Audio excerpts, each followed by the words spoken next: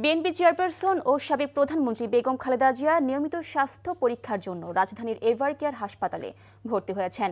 বুধবার রাতে খালেদা জিয়া তার গুলশানের বাসভবন থেকে হাসপাতালের উদ্দেশ্যে রওনা হয়ে বুধবার দিবাগত রাত 12:16 পৌঁছান। পরে তার চিকিৎসায় গঠিত মেডিকেল বোর্ডের পরামর্শে তিনি হাসপাতালে ভর্তি হন। এ সময় তার ব্যক্তিগত চিকিৎসক ও বিএনপির স্থায়ী কমিটির সদস্য ডাক্তার AZM জাহিদ হোসেন জানান, 2-1 দিনের মধ্যে স্বাস্থ্য পরীক্ষা শেষে বাড়ি ফিরতে পারবেন বেগম খালেদা জিয়া। বিএনপির ভারপ্রাপ্ত চেয়ারম্যান তারেক রহমান লন্ডন থেকে সার্বক্ষণিক খোঁজখবর রাখছেন বলেও জানিয়েছেন AZM জাহিদ হোসেন।